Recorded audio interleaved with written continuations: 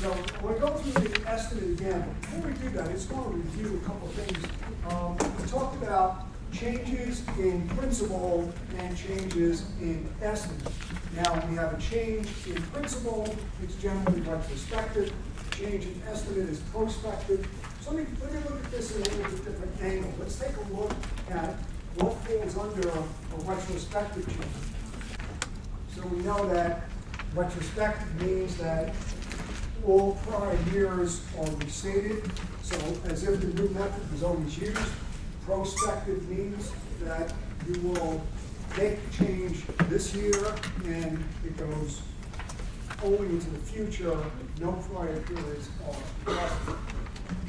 Now, the retrospective method is used for changing from FIFO to average cost is an example of a change in principle or method. The exception would be an impractical change. And that would be, for example, change the life. Now, a change is impractical, we don't have enough information, right? So, if information regarding the change itself, assumptions, and estimates are not available, change can't be made. Now, when this change becomes impractical, it is then treated as a prospective change. And again, you need to know, and you'll study theory, I'm sure, when you get ready for the test, you need to know what's impractical. Information is not available. Estimates that were used by management are not available, and assumptions that were used in the past are not available. So, an impractical change the LIFO, because you can't go back and get all those old costs, would put it under a prospective change. What other changes are prospective? Change in accounting estimate. Examples would be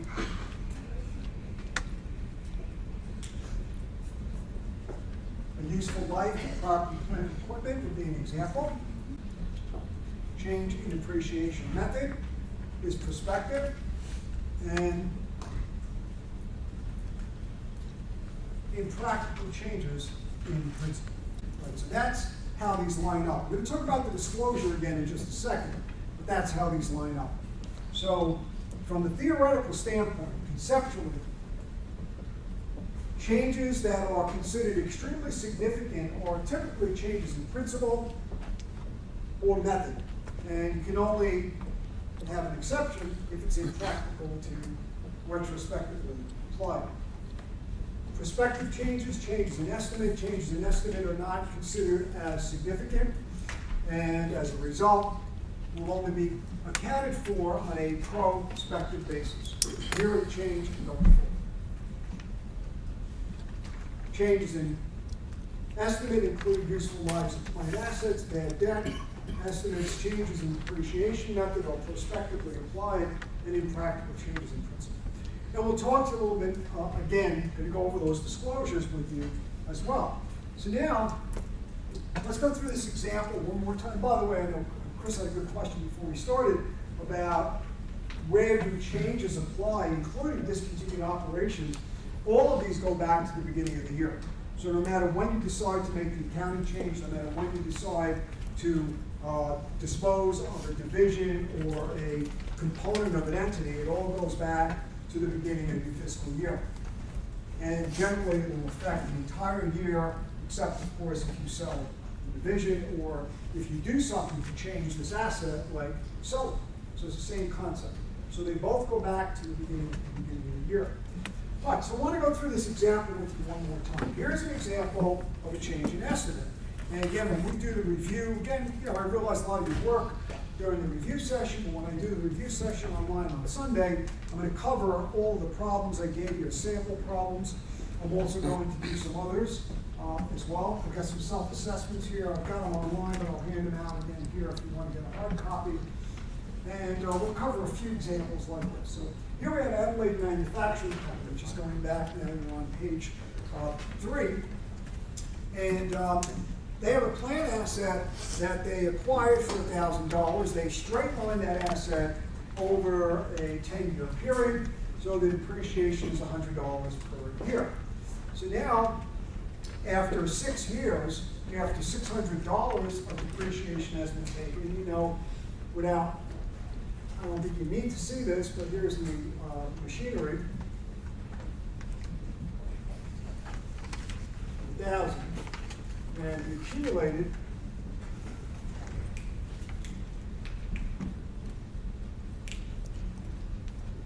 it's year 1 to 6. We got 600. So the net book value is 400. That's something you should have picked up in intro. That anytime there's a change in depreciation, whether you change method, useful life, scrap value, whatever it is, where do you start? You start with the remaining net book value. So if you change your method or if you change useful life, you can't start with 1,000. 1,000 is gone. You can't use it anymore. So you have to start with 400. So you always make changes with the remaining book value, especially when they're prospective. You don't go back and change the past. So now we decided that this will now last another 8 years. Now you have to watch the wording. On Sunday I'm going to go through some problems with you. What if I said that this asset is going to last a total of 8 years? What's the difference? 2 years, right? So you have to keep track of that. The biggest problem I think all of us have with these questions is the word. You read them quickly, you miss the nuance. That's why we're going to do a lot of practice with this. So we're saying it's 8 years to go, so now we're going to straight line this again. No scrap value. I could have changed the scrap value also. I changed the useful life, and now I got $50 a year. So from now on, we're going to debit depreciation expense and credit the accumulated for 50. Now, the revised depreciation begins in year 7 and follows through for the remaining life of the asset. Does not affect prior periods. Now, the question is, do we need any disclosure? And we started looking at this, I know, on Tuesday. We have to disclose in this case because this type of change in estimate affects several periods into the future. So anytime you've got a change in estimate that impacts several future periods, it has to be disclosed. And I'll show you an example of that footnote. We generally do not think of accounting estimates as extremely significant. Why? Accounting estimates are a natural part of the accounting process. As I explained on Tuesday, you have to think about estimates as something that is part of accounting. It's inherent in the accounting process. That's the way we operate. We operate using lots of judgment, lots of assessment and discretion. So estimates are not considered to be significant when we use them, and they're generally not very significant when we change them. However, if they will affect several different periods, yes, we'll make some disclosures. If they don't affect several periods, but they're part of normal operations, they're expected. So bad debts, warranty estimates, obsolete inventory, whatever it may be, generally does not require a disclosure. Now I have to say that in practice, if this is significant, and what if you wrote off, for example, you've got inventory that's now found to be unsafe. Right? You're selling a product that now has Food and Drug Administration prohibition. You can't sell it. You got to write it off. That's going to be disclosed.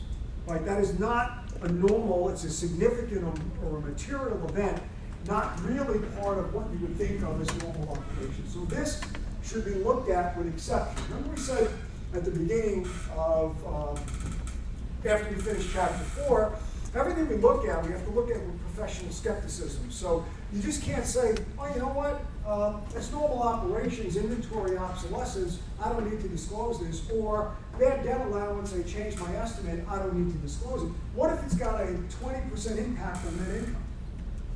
Got to disclose it. So if it's extremely material, you've got to disclose it. But normal, routine changes that are not significant do not have to be disclosed. Now, here's an example of the footnote for the disclosure in this case. And we assume a 40% tax rate.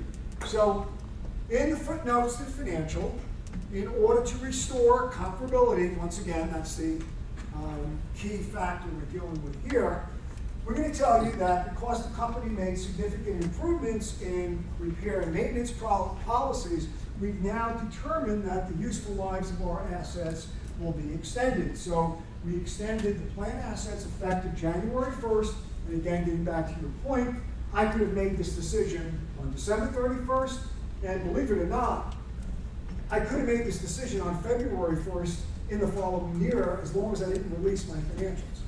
Financial statements get released around February 15th. They end December 31st. The audit ends February 1st. That's when the partner signs off, or February 6th. That's when the partner signs off on the audit report, and that's when the statements are released. I can make changes up until the statement is released, and I can make those changes go back to January 1. So all accounting changes are effective as of the beginning of the year. And it tells me that I reduced my depreciation from 100 to 50, and if I gave comparative statements, I'd have to make note of that, but it says that as a result, after-tax income increased by 30, and that's because the difference in depreciation, the old depreciation was 100, the new depreciation is 50. The increase in income is 50, and the after-tax is 30. So the after-tax income goes up by 30. And that would have to be shown in the footnotes to the financials. So that's an example of a change in accounting estimate. We'll go to principle in a second. And once again, we note that depreciation is an estimate, so it falls into that category. All right, so let's see if you have any questions. Anything on changes in estimate? And again, it's prospective, so I do not change any prior periods. It changes this year, and it goes forward to the next year until I sell the asset or make another accounting change.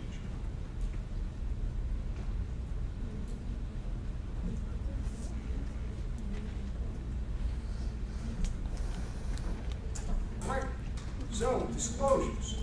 So I think this table is going to be useful to understand the disclosure levels. So the disclosure we've just seen is required because it is part of a change that affects several different periods. No disclosure, unless it's significant, would be used for normal operations or estimates changed in normal operations. For example, bad debt. Now, there are two other types of changes that we have to worry about that fall into this category. Change in depreciation method and a change in principle that was impractical. Those two get much higher levels of disclosure. They're actually treated on a disclosure basis in the same way as a retrospective change. So in other words, when you have a change in principle that's impractical or a change in depreciation method, the disclosure levels are much more significant. So what you would have to do is when you treat the disclosures as if it was a change in principle, and remember, it's changing from one GAAP method to the next, it's got a much higher level of disclosure. What we would do in the footnotes, and if you go now to page 4, when you go to the footnotes to the financials, here's what we would have to do. If this is a retrospective change in principle, if this was a change in depreciation method, or if it was an impractical change in principle, the level of disclosure must include those three items. You have to describe the nature of the change. So effective January 1 of 2020, the company decided to change its method to account for inventory from FIFO to average cost. Second, management's justification for the change. Management believes that the new method of inventory evaluation will better match cost and revenue, will better reflect the company's operations. There's a standard boilerplate explanation that's used here. I mean, I'm not going to say we're trying to smooth income or anything like that.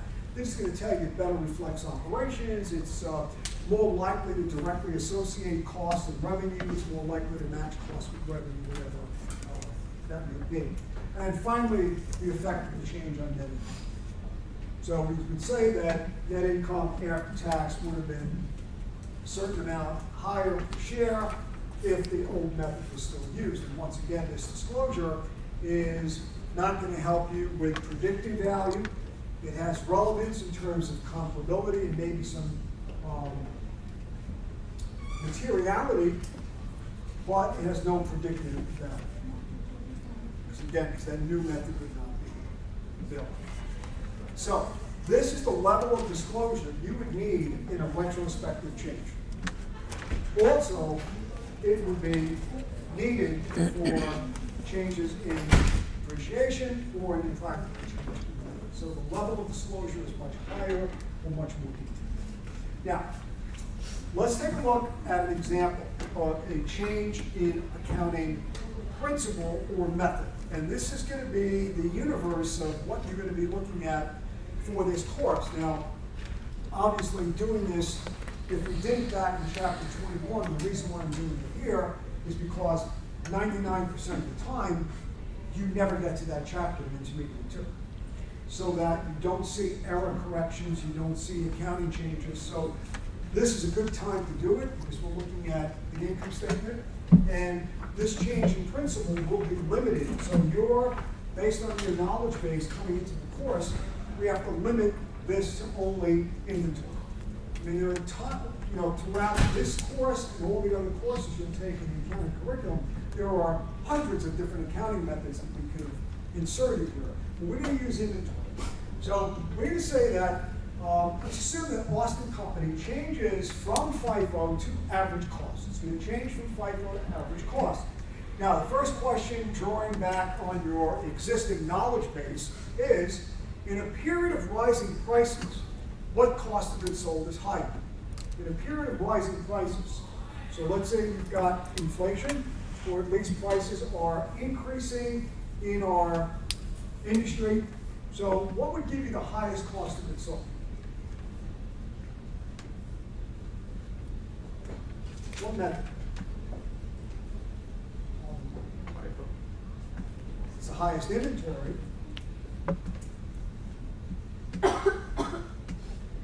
So let's go with the highest. Then we got the middle, mid-range. So the highest inventory is going to be FIFO, which means that the cost of goods sold is going to be the lowest. Highest cost of goods sold would be LIFO. Lowest inventory value is LIFO. And right in the middle is average. Falls between the two. And why does this relationship exist? Well, you should remember, I'm not going to test on inventory, but you know if you take the goods available for sale, they have to be allocated where? And in inventory or cost of goods sold, correct? So if I got $1,000 available, I've either sold some of it or some of it's left. So if I've got $1,000 available and cost of goods sold is $700, then the inventory is $3. So it has to be equal to 1,000. So now, this is where you got to draw on your prior knowledge. So that, assuming that we switched from FIFO to average cost, let's look at the income effect. That means that the cost of goods sold is going to be higher under average cost. So when I make the switch, I'm going to have lower income. When I make the switch, I'm going to have lower income. So that I'm giving, these numbers are all given to you. Let's assume we don't make the change yet. So this is the cost of goods sold under FIFO. Cost of goods sold under FIFO. If I switch to average cost, all of those numbers should be what? Higher cost of goods sold and lower net income. So you'll be given these numbers. We're not going to ask you to go back, and we're going to cover inventory. So as I said, in about a week or so, when we start getting into back into the intro topics, We're going to cover all of the inventory again, all the depreciation methods again, but then we just, step it up for some intermediate topics. Well, you'll be given this number, but I just wanted to give you the logic, the rationale. So I'm switching now to average cost. If I switch to average cost, and in a retrospective approach, I would have to now apply cost of goods sold, but notice I have to restate all prior periods. So all prior periods have to be restated. So when you look at some of these problems, you would have to use the new cost of goods sold in the 2 prior years as if it was always used. So this is not a difficult problem right now. We'll see where it can get difficult. Can you explain again how, for what you were saying about if you lowered the cost of goods on FIFO, that would increase the I average? mean, like here, for example, here if I had, let's say, beginning inventory, and then make sure this is the question, and I have purchases, and that's $800, and then I've got goods available. And that would be none. So let's say I decided to use FIFO. FIFO ending inventory, let's say it's high, let's say it's 600. Cost of goods sold is going to be 3. So let's just put these numbers in. Cost of goods sold is 3, and the inventory is going to be 6. And now I want to change this. Let's say I now change it to average cost. I'll just use a different color. It's red. So now let's say I use average cost. And the inventory would be a little bit lower. So let's say the inventory is 500. Now the cost of goods sold is 400.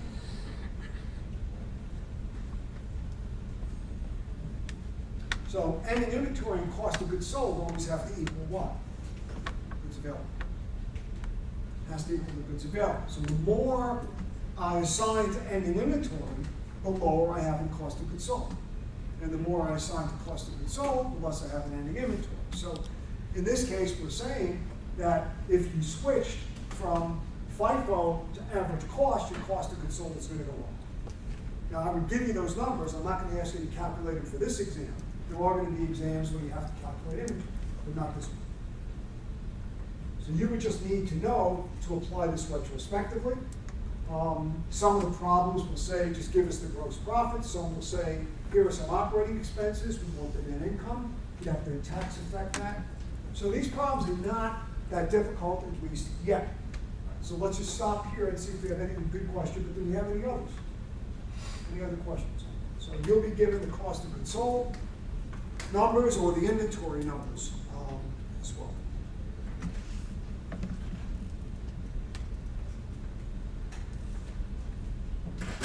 Could be more added to this. Like I said, you could ask for selling general administrative expenses, income tax, partial income statement. We'll see some of that in some of our practice examples. But next part of this question, so here, sorry, Dan. So to add more to your income statement, you have to go back and fix all the numbers? Yeah, everything would change. So if you look at 2020 and 2019, of course we're changing 2021 because that's the year of the change. But if we change 2020 and 2019, that means gross profit's going to change, income tax will change. The SG&A won't change. The selling general administrative expenses will not change. All right, any other questions? How else could this be modified? What would you do? Part B of this question is, what if I told you the change was impractical? Maybe I won't tell you it's impractical. I might tell you that information regarding the average cost method were not available in 2020 and the prior years. Management's assumptions weren't available or estimates weren't available. What would you do? becomes prospective. And what does that mean? It means you can't restate these years. So these years would have to be as reported, and this cost of goods sold would go back to FIFO. And that would be 240 and 210. So if the change is impractical, it then becomes a prospective change. So these are nuances. You know, what I'm trying to do, and I know I like to give you these notes, so you take fewer notes, you pay more attention, but you have to remember lots of nuances as I'm going along. I'm not, hopefully not just reading off of these notes. So just make sure you add this, because in the event that I said it's impractical, if the change is impractical, and I may not say it's impractical, I may tell you, I might give you the information that makes it impractical. Yep. What would be the information that makes it impractical? Management assumptions that were used in prior years and not available. Estimates that were used in prior years and not available, or the information needed to recalculate inventory under average cost were not available. So it's information, assumptions, and estimates that you need. And that's listed in the notes. You'll see it in the text also. Any one of those three. You don't need all three, you just need one. And now you're going to start to see, this is kind of the stuff a lot of people don't like about accounting. There's a lot of steps and criteria. 3 of this, any one of these, any 2 of those. It's kind of like, but that's the profession. So any one of those three will make the change impractical. Any one of 3 will make it impractical. So it's information, the effects are not available, estimates and assumptions. And now let's go and assume the change was practical, and that's what it would look like. So everything would be stated under the new method. So everything's stated under the new method. Now, income effects are here. The difference would be in the cost of goods sold. That's your income effect. So Dan, he asked the question before, would other numbers change? Only the tax. Only the tax effect would change. So we're not going to do much with cumulative effect, but you do see it in the problems for now, so that net income would have been higher had you still used the FIFO method in 2019 by 25, 20 in 2020, and 15 in 2021. After tax, income would have been higher under FIFO had you not made the change by 11 and 21%, 11.85, 1580, and 1975. Now, people are asking about the cumulative effect. What is that? Well, first of all, does everyone understand? I want to go back to this. I did have some questions about inventory. I want to make sure that we understand that the difference in cost of goods sold is also the difference in inventory. So if you're given cost of goods sold differences, it's actually the same as an inventory difference. So let me put some numbers up here. So let's, any number, just put some numbers in here just to illustrate that. Let me give you that cost of goods sold formulation again. Ending inventory, purchases, goods available, ending inventory, and cost of goods sold. So let me just pop some numbers in there just quickly. So we start at 100, we buy 300.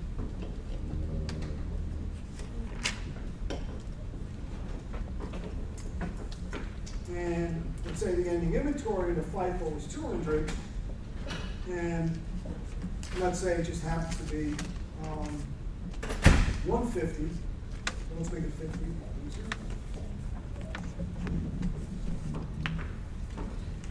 Under average cost. Cost of goods sold would be 200, and here would be 350. So notice that the difference, what's the difference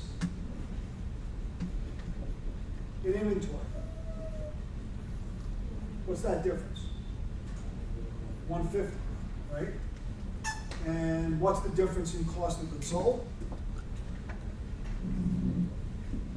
150. So the difference in cost of goods sold is the same as the difference in inventory.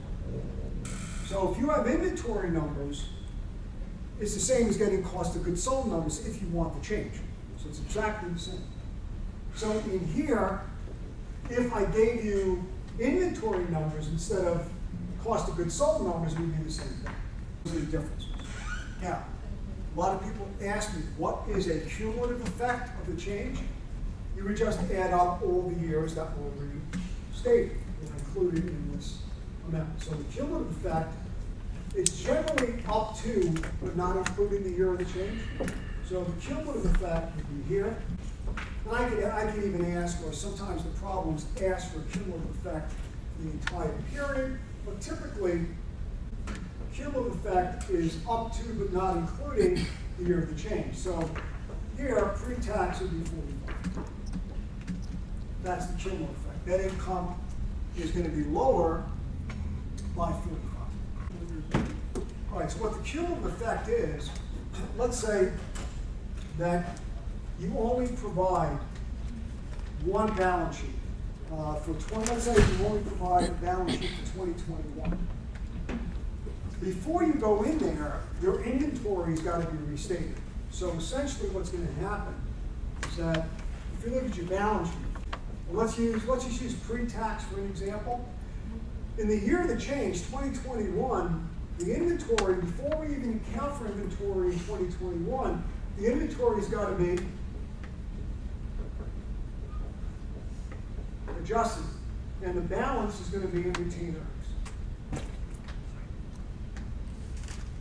Now, is inventory higher or lower in this case? And we're not going to ask you this exam-wise, but you do need to at least know what the cumulative effect is.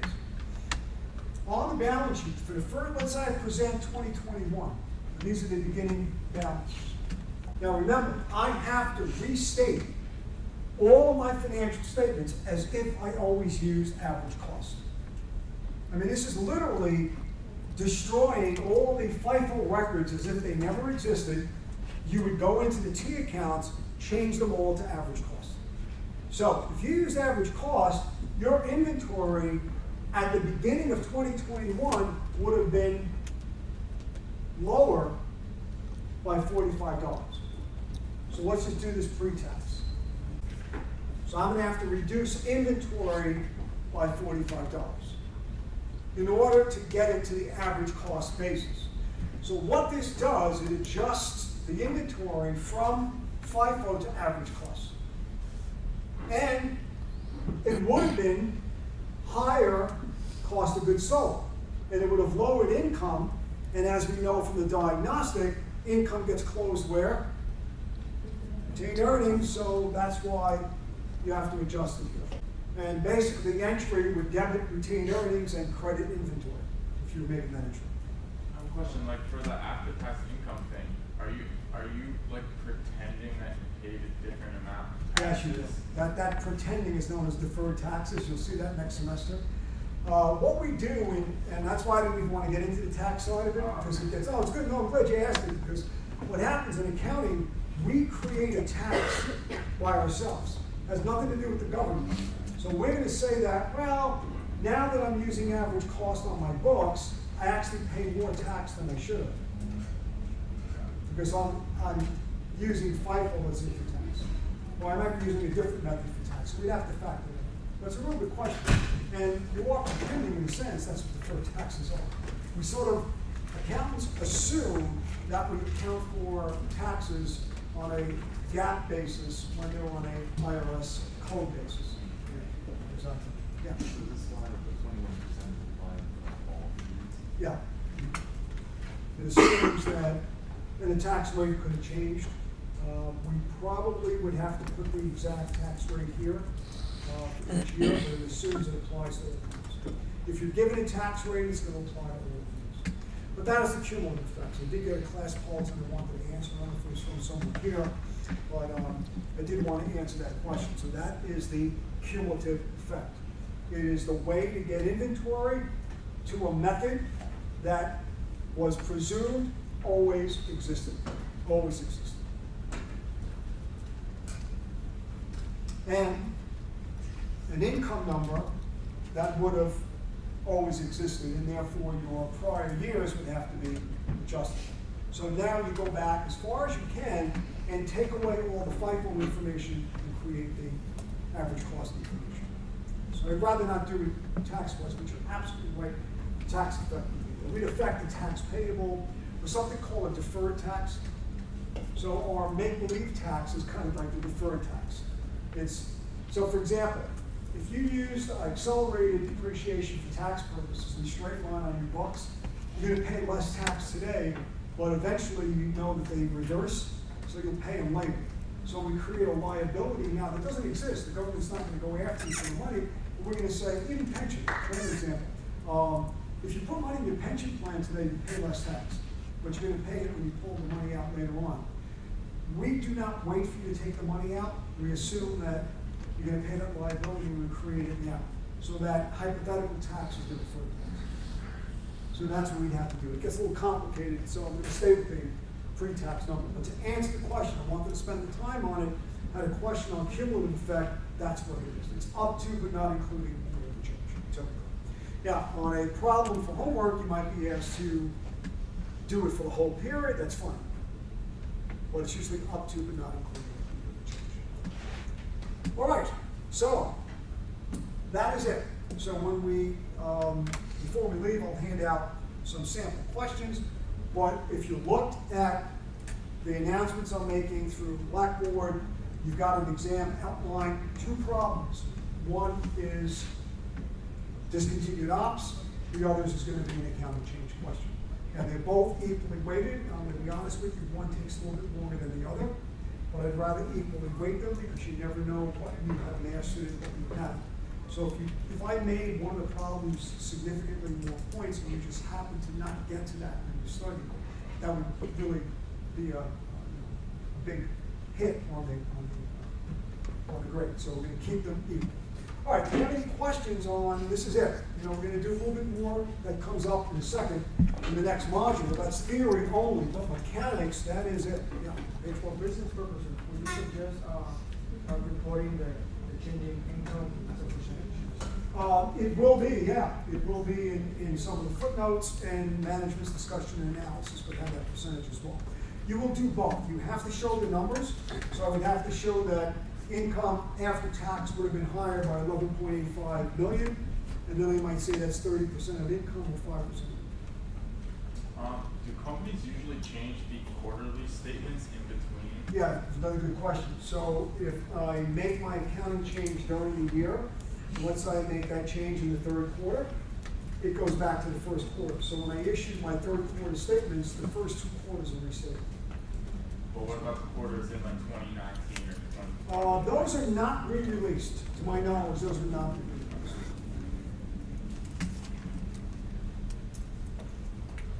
All right, any other questions? All right, so now let's finish chapter 5, and I'll get you the solutions to this end of chapter material as well. Yeah, sorry. Yeah. Would you ever do it within quarters, or would you always do it at the beginning of the year? What do you mean by make the change? Yeah. It depends. It depends. I've done a lot of research in this, and we found that most companies make accounting changes during the post-balance sheet period, meaning after the statements, before the statements are issued, and after the year end.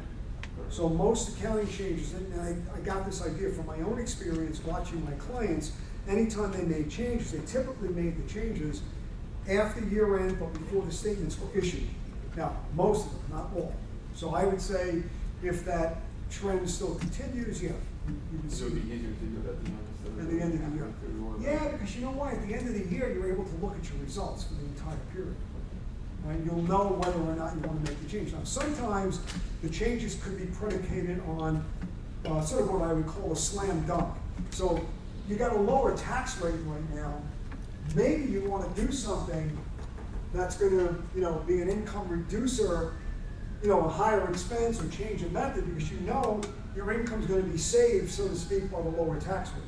So when the tax rates change, maybe it's a good time to make that change. So that could be during the year. So there's gonna be a lot of rationale that will predicate when you make that change. But if it's a flat, change based on management income smoothing or other management, earnings management techniques, it's probably gonna be at the end of the year. But are they blatantly allowed to say that the reason they're changing it is to change their income, or they gotta come up with? No, it's gonna be the boilerplate, better matches cost with revenue. It's more likely to be more consistent with the industry methodology. So they can get in trouble, or a company can get in trouble? Only if they change from year to year. So the SEC and the auditors are not gonna allow you to go from average cost to FIFO and then FIFO to average cost. And it's very hard to prove. You can't go in there and say, when you're an auditor and you start talking to management, they're not gonna tell you why they're doing this. But, you may know, and the market knows as well. So I think I mentioned one year, was General Electric actually took earnings down to make their trend smooth. So they decided to change certain couple of methods to do that. But something like this, when you have a tax rate change, well, you kind of know that's the reason. All right, any other questions? All right, so this is very strategic in a lot of ways for companies when they make those changes. All right, so let's now take a look at the last module in this chapter. And that is going to help you just a little bit with comprehensive income, I think. And we've seen a lot of what's in here already. Yes? I'm sorry? I'm going to do that. I'm going to get those out, so I'll probably put them online.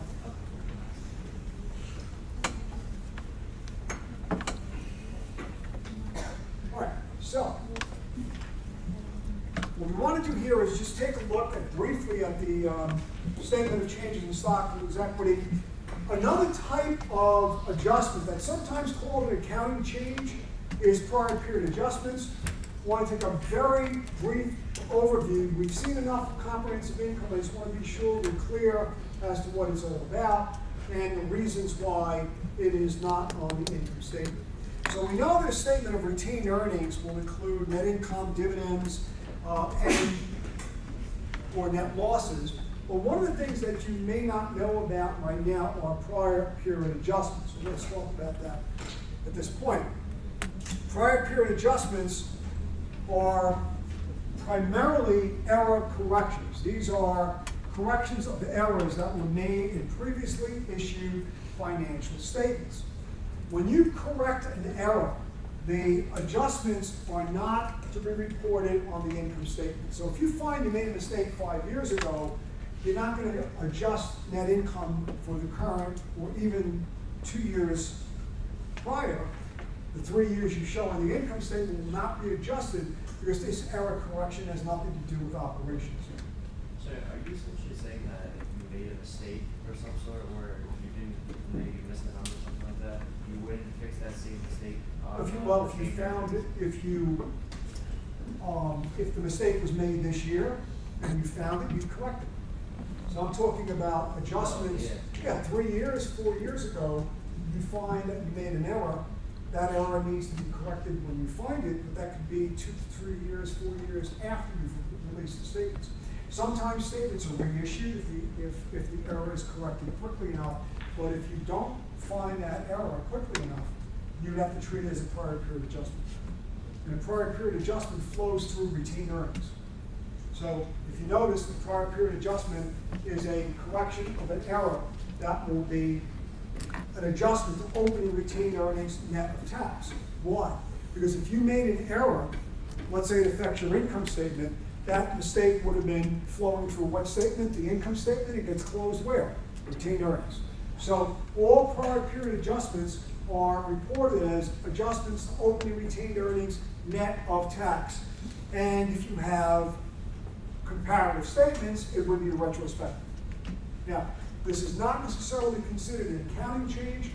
I would, put a prior period adjustment up here as well, but the accounting changes are generally excluding some people think of prior period adjustments as accounting changes. And this is what we would call a modified all-inclusive type of income, meaning all-inclusive means that we include operating income, discontinued operations on the income statement, items that are unusual or infrequent on the income statement, but it is modified in the sense that not everything goes on the income statement. What is excluded?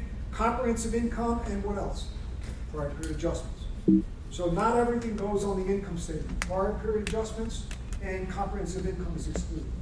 And I know we had a question on class polls about, and I'll make sure I do this on Sunday as well, the difference between operating income and income from continuing operations. Operating income is pure EBIT, but continuing operations could include those items that are unusual or infrequent. Continuing operations could have something like the sale of a plain asset or a sale of a factory, which is not really part of EBIT or normal operations. Now, this is treated the same way as IFRS, called prior period errors. All right, so let's assume, to give you an example of a prior period adjustment, a $4,000 sale was not recorded in 2012. There's a typo in there that I'm going to correct for you as well. Sales and accounts receivable were understated, they were not recorded. The error was discovered in 2021, so you're not going to go back and re-release or reissue in 2012 statements. Now, obviously, if you found this error in 2013, you would restate or re-release. But I want to make it far enough so that you know that there's no possibility. The receivable was never collected. Tax rate is 40%. We may be beyond the time frame for the statute of limitations, but we're going to ignore that. They never paid the tax on that because it was never reported. And if this is the case, how do we flow the prior period adjustment through those statements? Well, let's assume there's no comparative. I'm giving you all those numbers. All the numbers up there are given. So what you've got is common stock and par, additional paid in capital, that's your total contributed capital. Here's the way the prior period adjustment would look. You take retained earnings at the beginning of the year, as previously reported. These came from 2020. The end of 2020 is the beginning of 2021. Then we've got the prior period adjustment.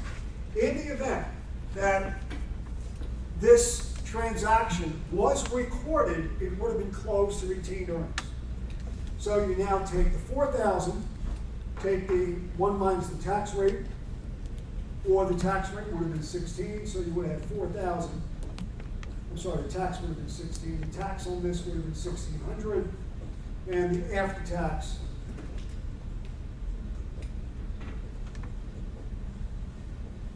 is 24.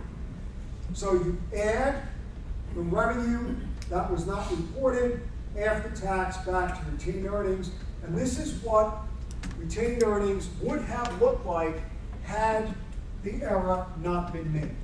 If that error was not made, then you would have had 16.4 in retained earnings.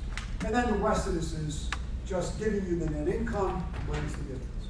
So a prior period adjustment is either added or subtracted in retained earnings shown net of tax in the year that it is discovered. If we had prior periods, comprehensive, if it was, I should say retrospective, we would have shown it for all the prior periods. Now, to give you, and I could stop right here, but I don't like doing that because I want to make sure you really understand this. Let's go back to 2012, and let's assume that the error was not made. All right, so this is a review, also a good review for the test. All right, error wasn't made. Sale of 4,000 comes in. How would you record it? You debit accounts receivable, credit sales, correct? 4,000. We're gonna pay our taxes. Let's assume that this is the only item we're paying tax on. So we debit tax expense from 16, and we credit tax payable from 16. Then, also going back to the diagnostic area, or the topics we had in those questions, we're gonna close out temporary accounts. What are the temporary accounts? Sales revenue and tax expense. Tax payable and accounts receivable are what? Permanent accounts. So, we would debit revenue, make that 0. We would credit tax expense, make that 0. Net income goes to income summary, and then we close income summary into retained earnings. The question then is, what are the only accounts that survive the closing process? Well, you can have accounts receivable of 4, you'd have tax payable of 16, and you're gonna have retained earnings of what? 24. So that, I'm gonna go back to this, but this is the entry that I would make to record the prior period adjustment. The only accounts that are left over would be receivables. That's what I should have had. So I'm going to debit accounts receivable. I would credit retained earnings in the prior period adjustment section, and I would credit tax payable, assuming I want to tell the government that I didn't pay that tax. Now notice what that does is it in fact creates the balances that would have existed had you not made that mistake. So had you not made that error, this is what would have transpired. So again, the only accounts that would be left if you did not make that mistake. Now remember, none of this was recorded, and by the way, here's the error. I want to point this out to you. This should be 2012 down here. So that should be 2012. That's when we made that mistake. Would have been recorded. Yeah, sales would have been recorded too, but those are closed out, correct? So those don't exist. So receivables would have been recorded. Tax expense would have been closed out. You would have had tax payable. And retained earnings would have been credited for 24. So in the year you find the error, you would make the adjustment. And the adjustment would be, this is the adjusting entry you would make for that prior period. It would be a debit to accounts receivable, a credit to retained earnings, and a credit to tax payable. And that's the adjusting entry you would make for the prior period adjustment. So that would be the prior period adjustment. Now, we already saw how this pops into the balance sheet. It would not affect the income statement. Don't affect the income statement for prior period adjustments. And this is what you would do for any type of error correction. You would not have any effects on your income statement. So if you made an error, 4 or 5 years ago, you're not going to change your income statement for this year. Everything flows through retained earnings. Yeah. They actually need something that feedback on accounts receivable. What was that, I'm sorry? So this is accounts receivable come from 2012, right? Yeah, they would go, well, what we assume here is that you would then go back to the customer and indicate this bill was not paid. Whether they charge interest or anything else, we don't know. It could have been their fault, could have been your fault. Same thing with the government. Would you report this? Would you file amended returns? Maybe, maybe not. But assuming that the customer is informed and you will ask the customer for payment and you do report this on an amended return, if you would amend this far back, let's assume you went to the government and you pay those taxes, this is the way the entry would be.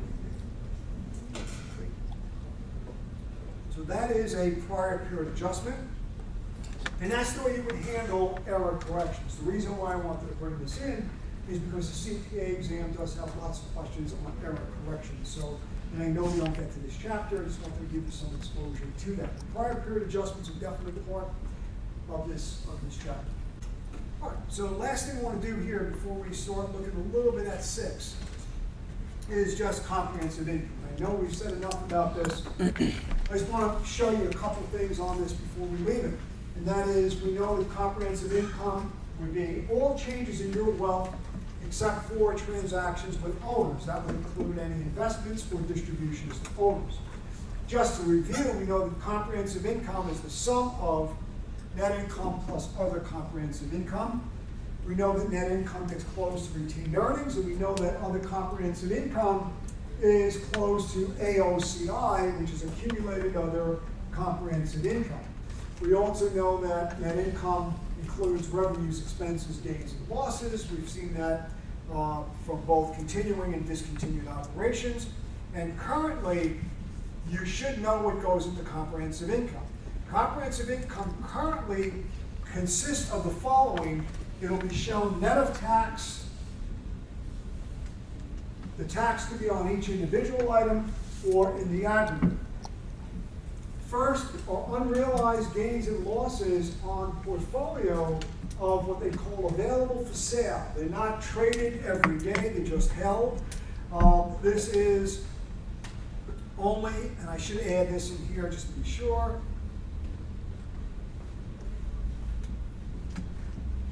debt investments. Right, so these are debt investments. So not equity, but debt investments that are held as available for sale, and then derivatives. The second category would be foreign currency translation gains and losses. I showed you how that worked. And then various pension adjustments, which you'll see next semester. So unrealized gains and losses on debt securities. So let's say you're holding bonds from Toyota. Toyota issues bonds, they're borrowing money from the market. You invest, you hold Toyota bonds in your company. You're holding them possibly to sell them, but you don't trade them on a day-to-day basis. You're not a financial service company.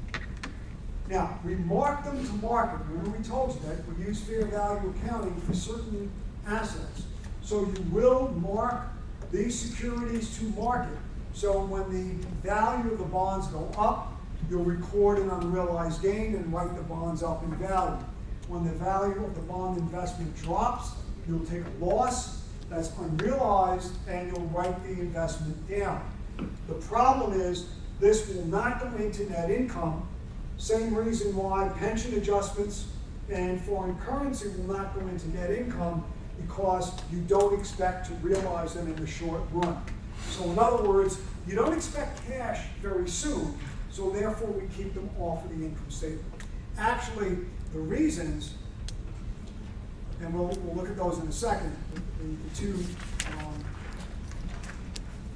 statement approach, but the reasons why we keep them off of the income statement and put them into a comprehensive income statement, either a one-statement approach or a two-statement approach, that I'll show you, is because of those reasons. So we don't expect to sell them, so you don't expect cash flow in the short run. Secondly, they're not part of normal operations, right? You don't trade securities on a regular basis. And the third reason is that your income, if you put them into net income, will be very volatile, right? Because markets bounce up and down with respect to value. Foreign currency will be changing. So we don't put them on the income statement. Rather, we use a statement of comprehensive income, which is either going to be a single statement or two statements. So let me show you, this is the purpose of this module. Let's take the two-statement approach. There's no earnings per share, incidentally, on comprehensive income. No earnings per share. All right, so this is Anheuser-Busch, or InBev. It's a example of an IFRS style of statement.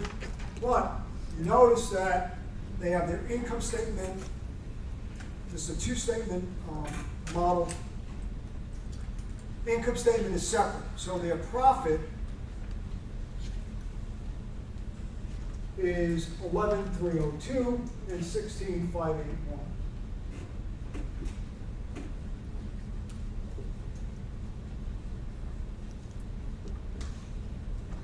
That's their bottom line net income. That's statement number one. That's called the consolidated income statement. The second statement is a statement of comprehensive income. And notice that it starts with what? Profit. So, and then you add other comprehensive income items. post-retirement pension benefits. You've got translation gains, cash flow from various hedging activities and other investments. So their employment benefit was not increased, so it was like a loss for them? Yes. Yeah, they remeasured those employment benefits, and they expect when people retire, they're gonna pay out $491 million more. But because that's not gonna happen in the short term, we keep it off of net income. Then we've got these translation gains and losses as well. And then we have also fair value changes in hedging investments, certain types of investments. What I wanted to show you here, by the way, IFRS is only 2-year comparative for income. What I wanted to show you, just take a look at some of these numbers. I mean, this is a very big swing. So in the first year, there's a loss of 66, and the next year there's a gain of 33. You don't want that on your income statement because of volatility. And that's why you keep it in these comprehensive income. And the same thing which you included, this is even more dramatic. Why would you keep those pension benefits off of your income, the change off of the income statement? This is not your regular pension. This is not like what you owe them every year. These are remeasurements or changes in fair values, let's say, of pension assets or pension liabilities. Take a look at that. It was a gain of $503 million, and now it reverses to a loss of $491 million. So I want everybody to look up here. So look at the volatility. There's almost $1 billion in income that swings, that if I were to have that on my income statement, it would have had a dramatic effect. Yeah. Yeah. So these items are kept out of net income. Net income is smooth. It doesn't include transactions that we don't expect to realize in the short run because it's not part of my normal operations in a sense, and it avoids volatility. That's the other reason. We don't want income to be bouncing all over the place with these swings in fair value and estimate adjustment. By the way, pension and post-retirement benefits change dramatically. I mean, you take what's a post-retirement benefit? I don't have that in my union here, but some of the employees do at Rutgers. They will tell you when you retire, for the rest of your life, we're going to pay your employment benefits. We're going to pay your health care. We're going to pay your life insurance. Some unions have that. Those are post-employment benefits. A 1% change in the estimated cost of providing medical care could swing that $500 million. They remeasure it every year. There's a change in estimate. Yeah, so that could be extremely, extremely damaging to a company's income. And the point is, you're not going to realize it because these people aren't retiring tomorrow, and you're not going to have any cash outflow for this, but is it relevant? Well, yeah, I need to know what kind of problems this company may have going forward with their post-employment benefits. So it does provide you with relevant information. It's going to help you make those projections. So let's do another one. That's the two-statement approach. The one-statement approach is the next page. And by the way, this is IFRS again. This is Talia Sannella. This is the #1 telecommunications company in Scandinavia. And let's take a look at their approach. They've got net income 21,072, then all these comprehensive income items, and they get total comprehensive income. It's connected, so that's the one-statement approach. Those are the only choices you have. One statement and two-statement approach. You can't just bury it somewhere like in Stockholders Equality. And again, look at the changes, the dramatic changes in some of these items. So again, keep it off the income statement due to low probability of cash flow. Keeps it off the income statement because it is volatility as well. Now, you will, and let me just make this very clear. So when you report comprehensive income, you only have two choices. That is a one-statement approach, as you see here, attach it to the income statement, or two separate statements. Notice the income tax, in this case, is on the aggregate of comprehensive income. Income tax could be on each one of these line items if you wanted to. So taxes have to be applied. And also to remind you that there is no earnings per share on comprehensive income. Professor, what's the difference between the comprehensive income and the net income actually given? Why is it? Okay, so the net income, you mean this number right here? No, 15.7. 57. That's total comprehensive income. Total comprehensive income. Oh, this is also, well, this is where we split this income between the parent company and the non-controlling interest. Remember we talked about that a little bit? Okay. So you're splitting the income, but the 15.7 is the total comprehensive. 15.7. So you earn net income of 21,072. The comprehensive income got a hit of about $5 million here that drops your total comprehensive income to 15,707. What does the market look at, you think? The market's going to look at the 21,072 because that's what they're expecting in the short run. But the comprehensive income is there because it provides you information regarding, I mean, what if they had to sell off a subsidiary? They've got those currency losses pending. What if they had to sell off some of these investments? They've got some losses pending. So it does provide you with some useful information. All right, and finally, we will stop, so I do want to talk to you a little bit about some of the announcements. But what I wanted to show you also is that you may also find comprehensive income in the statement of stockholders' equity. Well, let me just remind you that this is not where comprehensive income should be reported on a solely reported. You can't just report it in stockholders' equity. It has to be reported either as a separate statement or appended to the income statement. And I say that because when comprehensive income first came out, a lot of people decided that they were going to bury it in stockholders' equity and not show it anywhere prominently. So you have to show it in a separate statement or combine with the income statement. And to wrap this up, what I wanted to be sure to show you is that the retained earnings of 97,245 and the total accumulated other comprehensive income, where are you going to find this now? Net income minus dividends closed out to retained earnings. All of your comprehensive income items closed out to accumulated other comprehensive income. So if you take these two numbers, 97,245 and 10,722, you'll find those numbers. This is the retained earnings. This is accumulated other comprehensive income. And if you go to the balance sheet, you're going to find, in the balance sheet, you're going to find accumulated other comprehensive income, and you'll find retained earnings.